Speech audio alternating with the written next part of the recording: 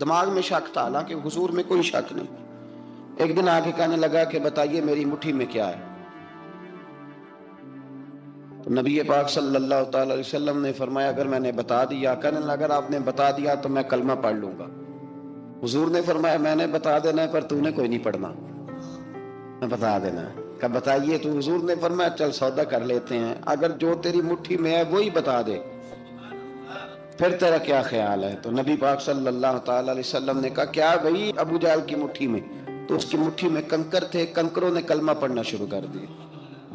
جب کنکروں نے کلمہ پڑھا، پتھر تھے وہ، انہوں نے کلمہ پڑھا، ابو جہل نے وہ کنکر زمین پہ پھینکے، کہنے لگا اوہو تیرا جادو تو پتھروں پہاڑوں پہ بھی چلتا ہے۔ اب جملہ کہنے لگا ہوں سمجھ لینا، ابو جہل گوشت کا آدمی تھا، کنکر پتھر تھے، پتھر کلمہ پڑھ گئے۔ گوشت پوشت کا آدمی تھا پر کلمہ، کیونکہ یہاں کیا تھا؟ شک، اس نے آگے نہیں بڑھنے دی۔ گوشت پوشت کا شخص ہو کے پتھروں سے آگے نکل نبی پاک صلی اللہ علیہ وسلم کی خدمت میں آیا۔ بلکہ وہ جو یہودی والی روایت ہے اس کے پس منظر میں بھی بعض محدثین نے لکھا ہے، اس کو بھی اسی نے بھیجا، کہنے لگا جاؤ نبی پاک سے جا کے کہو اگر وہ درخت آپ کا کلمہ پڑھے تو میں بھی پڑھ لوں گا۔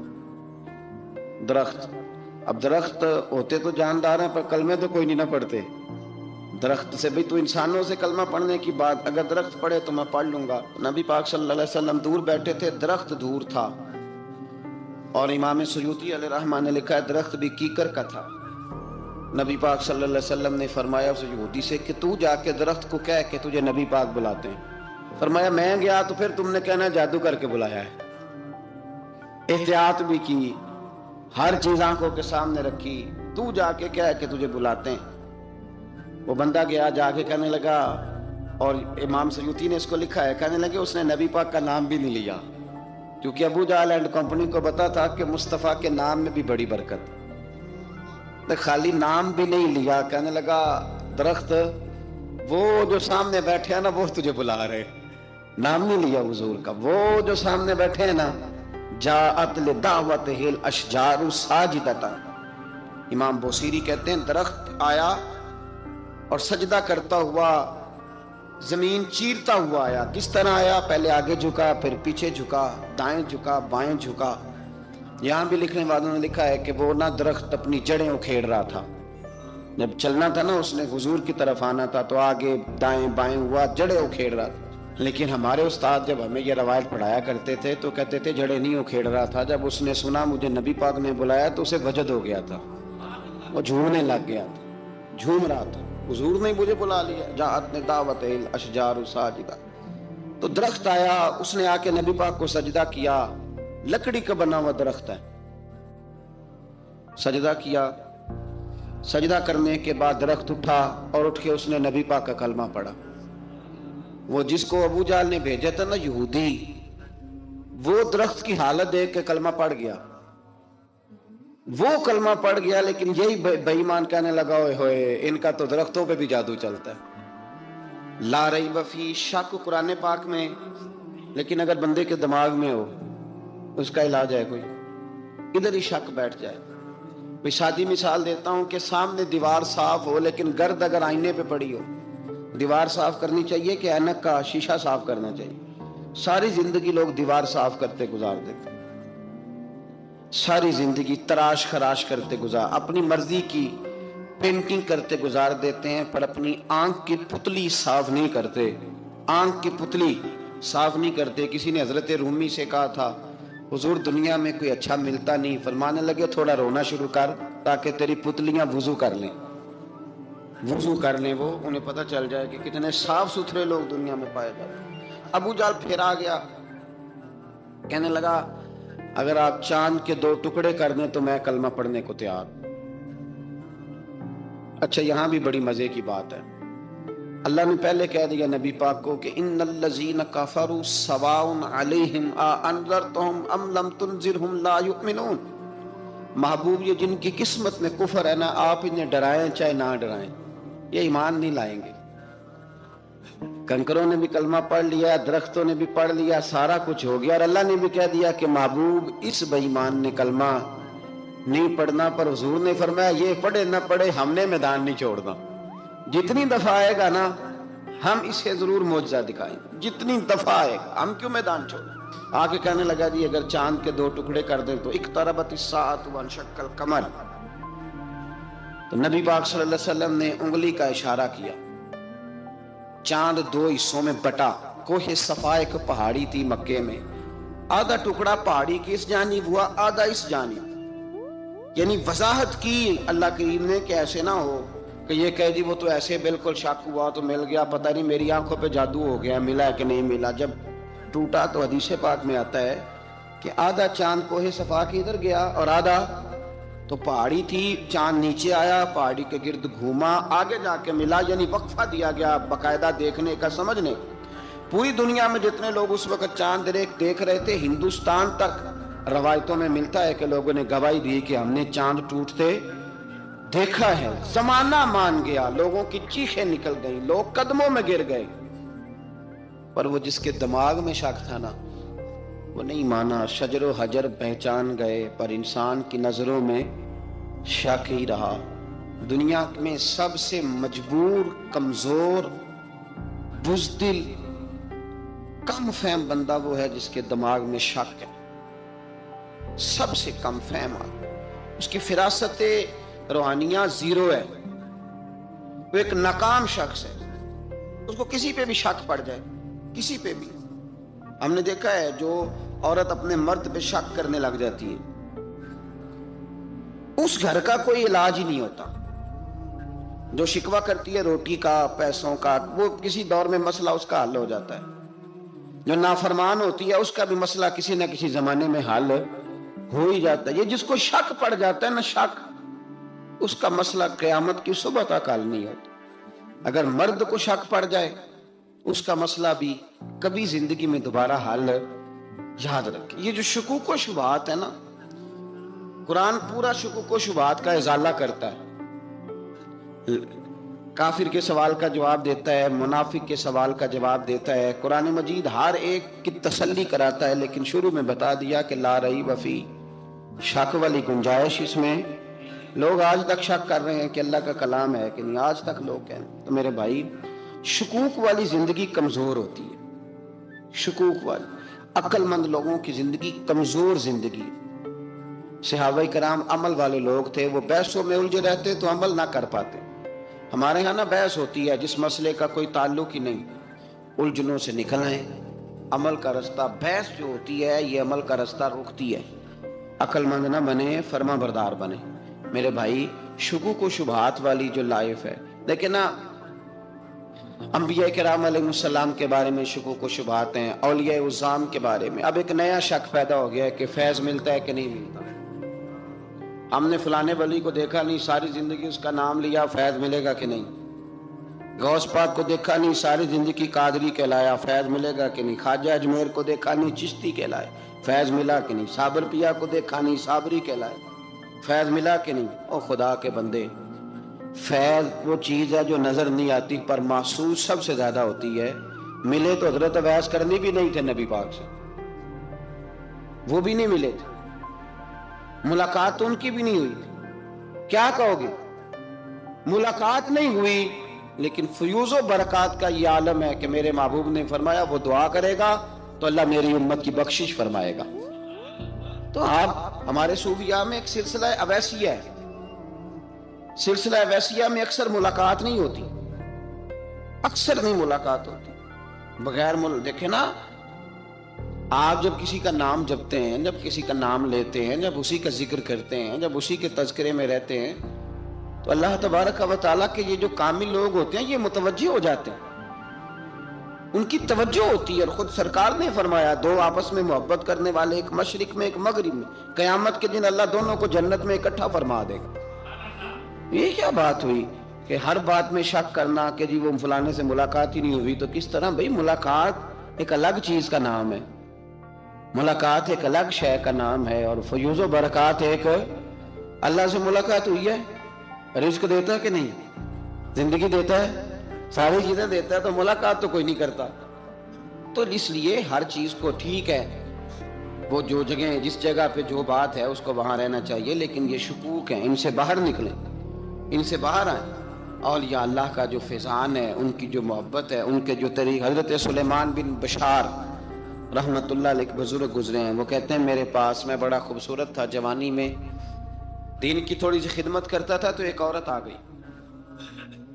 اس عورت نے میرے ساتھ کچھ مجھ سے مانگا، مطالبہ کیا، تو میں نے کہا کوئی بھکارن ہے. میں نے جب اس نے نقاب اوڑھا ہوا تھا، جب میں نے اس کی طرف پیسے دینے کے لیے، خیرات دینے کے لیے کچھ چیز بڑھائی تو اس نے چہرے سے کپڑا ہٹایا.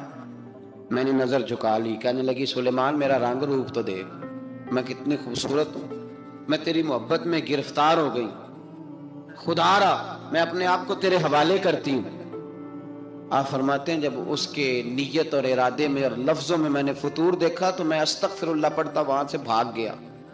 اتنا دوڑا کہ میں بصرہ سے باہر نکل گیا، شہر سے ہی باہر آ گیا. عورت سے دوڑ رہا ہے، مرد، نوجوان، خوبصورت. فرماتے ہیں عشاء کی اذانیں ہو رہی تھی، نماز پڑھ کے میں مسجد میں سو گیا تو مجھے حضرت یوسف علیہ السلام کا دیدار ہوا. جناب یوسف کہتے ہیں میں حضور کا غلام اور غلاموں کا غلام اور صدیوں بعد کا غلام. تو جناب یوسف علیہ السلام میری خواب میں آئے اور کہنے لگے اٹھ جوان میرے سینے سے لگ، یار تو نے تو نبی پاک کا امتی ہو کے وہ کام کیا ہے جو میں نے نبی ہو کے کیا تھا. اب کام حضرت یوسف والا کیا تھا نا، تو صدیوں اور سالوں اور مہینوں کا فاصلہ بن سکا تو وہ آ گئے. مسئلہ یہ ہے کہ شکوک و شبہات والی زندگی نقصان دیتی ہے. حضرت ہمارے سلسلہ مقدسہ میں ایک سلسلہ علویہ ہے جو اعلیٰ حضرت فاضل بریلوی کو حاصل تھا.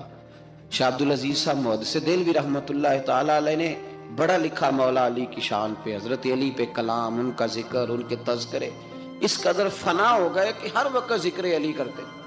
فرماتے ہیں مجھے خواب میں حضرت علی کا دیدار ہوا، انہوں نے مجھے بیعت فرمایا اور مجھے اپنے سلسلہ مبارکہ میں اجازت دی.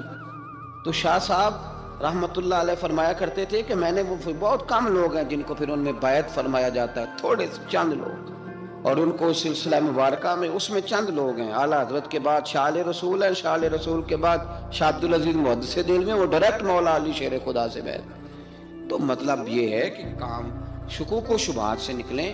قرآن نے کہا لا ریب فی، قرآن میں شک البتہ وَإِن كُنتُمْ فِي رَيْبٍ مِّمَّا نَزَّلْنَا عَلَىٰ عَبْدِنَا، بندے کچھ شک کرتے ہیں، اگر انہیں شک ہو تو وہ اس طرح کریں کہ فَأْتُوا بِسُورَةٍ مِّن مِّثْلِهِ، پھر اس کی مثل ایک صورت لے کے آئیں، اور وَادْعُوا شُهَدَاءَكُم مِّن دُونِ اللَّهِ إِن كُنتُمْ صَادِقِينَ، سارے بے شک اپنے حمایتی بلا لیں اگر وہ سچیں. شک والی دنیا سے باہر نکل آئیں، حقیقت والی دنیا کو قبول کریں. شکوک و شبہات کا ازالہ نہیں ہوتا، شک دوسرے شک کو جنم دیتا ہے، نقص دوسرے نقص کو جنم دیتا ہے، غلطی دوسری غلطی کو جنم دیتی ہے.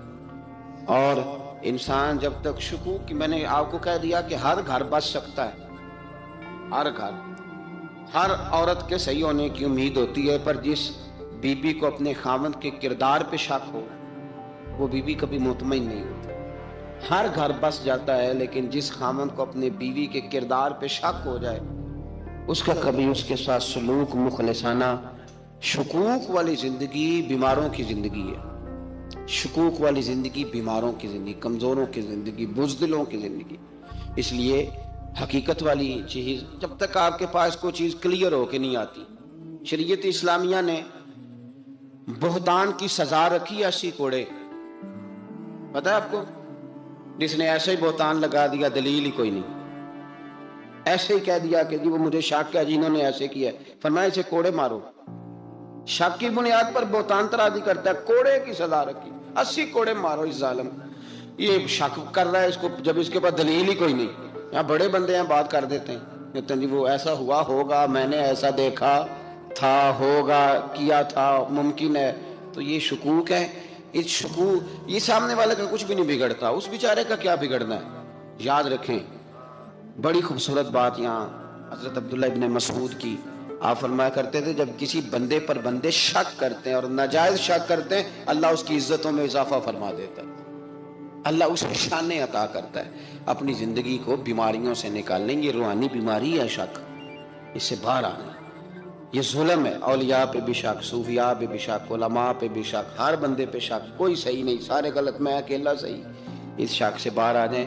یہ نفسیاتی مریض بنا دے گا، بے سکون کرے گا، بے قرار کرے گا۔ اللہ تبارک و تعالیٰ نے نا ہمارے محبوب کریم علیہ السلام کو دنیا میں بھیجا تو فرمایا یا ایھا الناس قد جاءکم برہان من ربکم، اے لوگو تمہارے پاس تمہارے رب کی دلیل آ گئی۔ اللہ تبارک و تعالیٰ نے محبوب پاک علیہ السلام کو سراپا دلیل بنا کے بھیجا۔ باقی انبیاء کرام علیہم السلام کے پاس بھی اپنی نبوت کے دلائل کے طور پر بے شمار معجزات تھے، اور حضور کریم علیہ السلام کے تو پورے وجود کو ہی اللہ نے معجزہ بنائے۔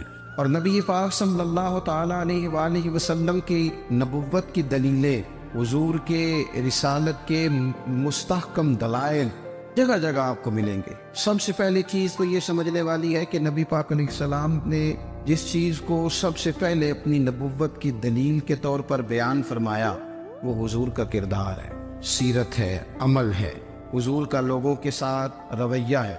نبی پاک علیہ السلام کی تبلیغ کے 3 دور ہیں۔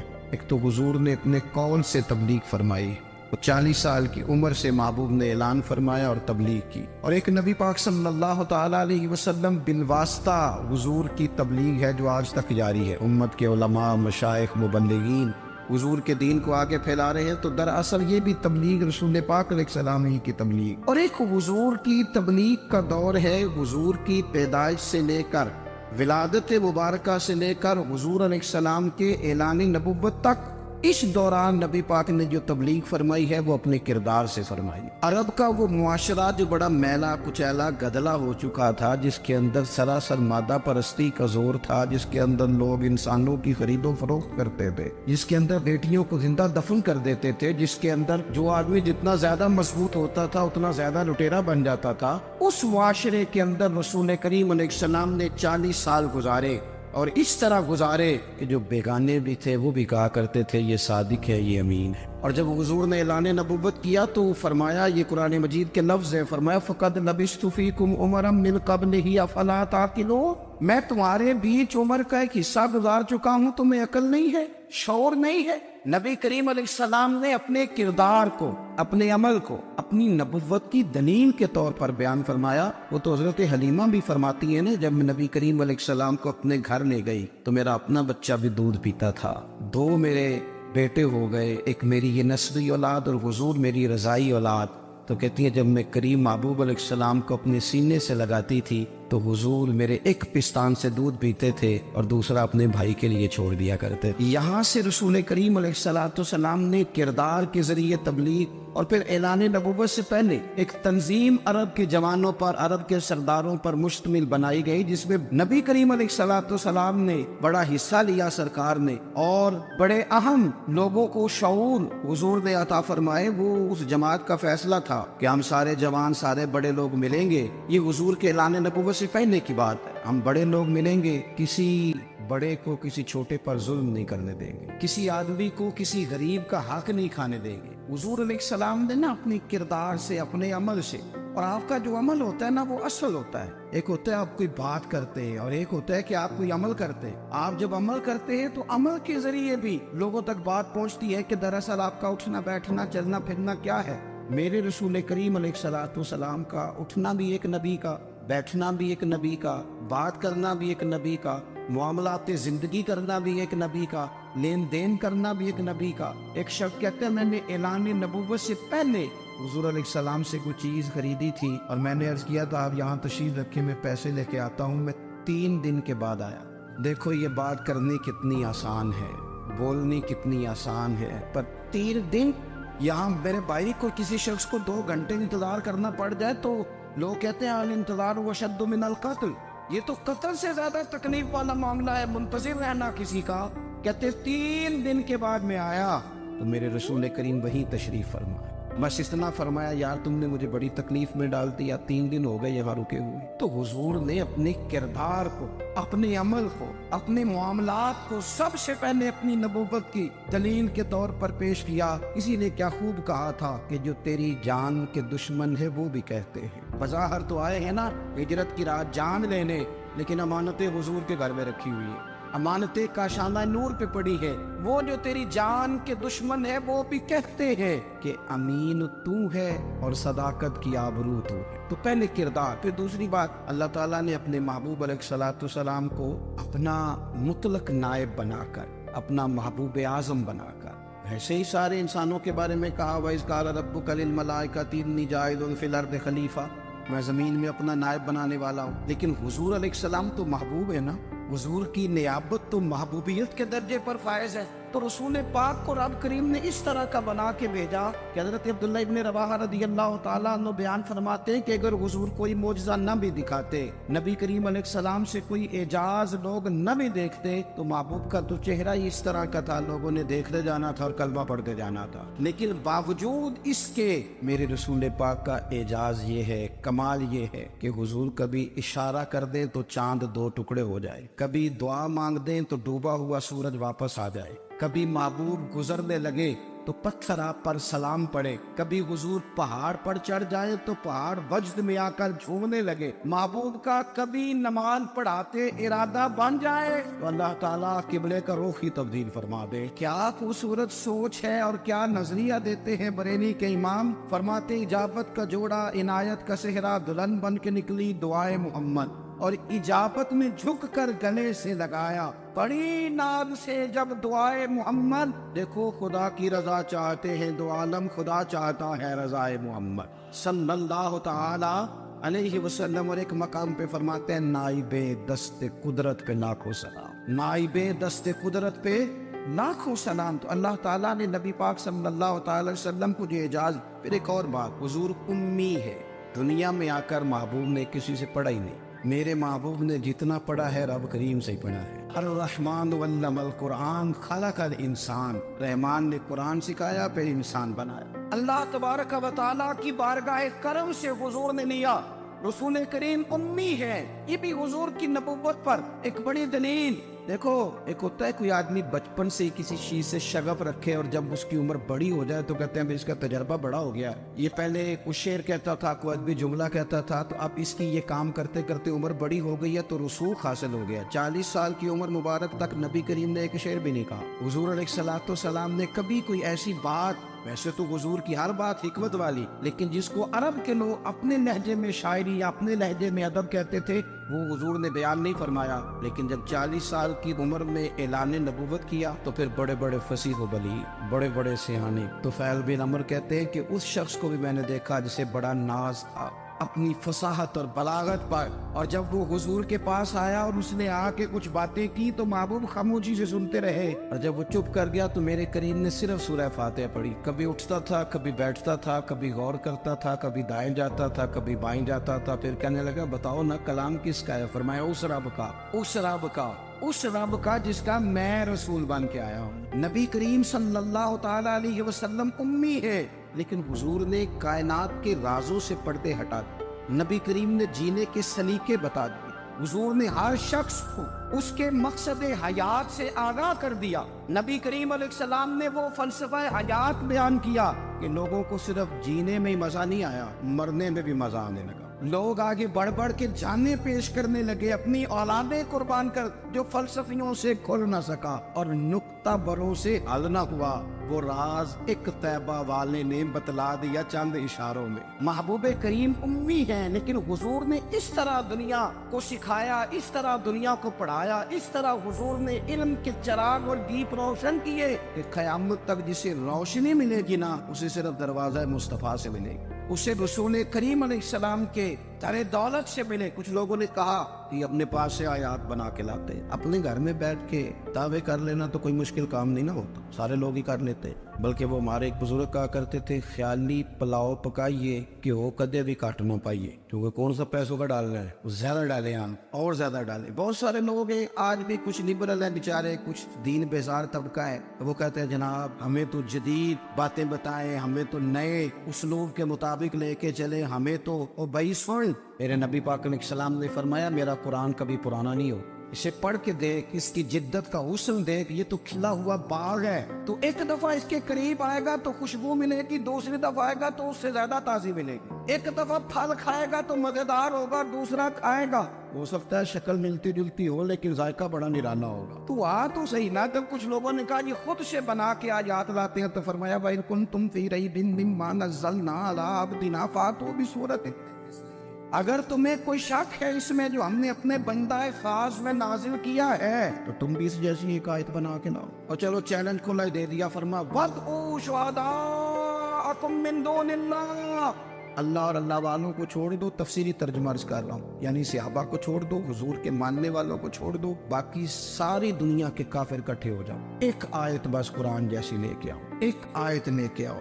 ان کنتم صادقین، اگر تم سچے ہو. جوانوں سنو، کہا ایک آیت. اور یہ چیلنج آج تک قرآن مجید کا موجود ہے، آج تک. وَإِن كُنتُمْ فِي رَيْبٍ مِّمَّا نَزَّلْنَا عَلَىٰ عَبْدِنَا فَأْتُوا بِسُورَةٍ مِّن مِّثْلِهِ. تم قرآن کے مقابلے کی ایک صورت لے کے آؤ اور سارے حمایتی اکٹھے کر لو اپنے. ان کنتم صادقین، اگر تم سچے ہو. جواب تو ادھر سے آنا تھا نا، لیکن کائنات کے رب نے جواب بھی خود دیا. فرمایا فَإِن لَّمْ تَفْعَلُوا وَلَن تَفْعَلُوا. اگر تم نہ لا سکے، اور فرمایا تم لا سکتے بھی نہیں، نہ خنجر اٹھے گا نہ تلوار تم سے، یہ بازو میرے آزمائے ہوئے.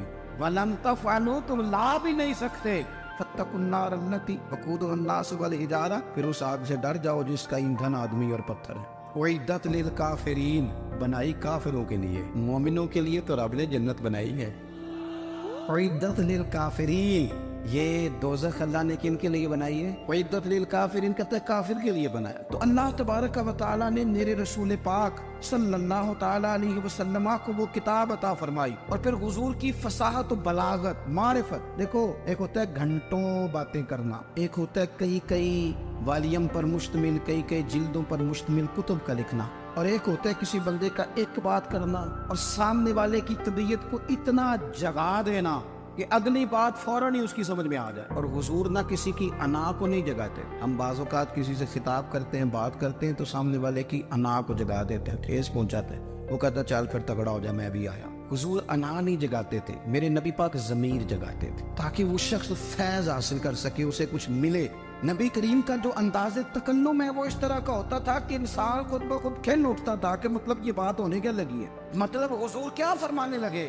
نبی کریم صلی اللہ تعالی علیہ وسلم، ایک دن محبوب کریم نے صحابہ کے دیے حضور کی فصاحت و بلاغت دیکھے. فرمایا محبوب نے کتنا نادان ہے وہ شخص جو اپنے ماں باپ کو گالی دے. کھلی ہو گئی لوگوں کی آنکھیں، کان کھڑے ہو گئے کہ یا رسول اللہ، کون ایسا بدبخت ہے جو ماں باپ کو گالی دے گا. اب جب سوالات ذہنی سطح پر پوری طور پر ابھر گئے نا، تو اب رسول کریم نے بات سمجھائی. یہ ہے فصاحت و بلاغت، تیرے آگے ہے یوں دبے نچے.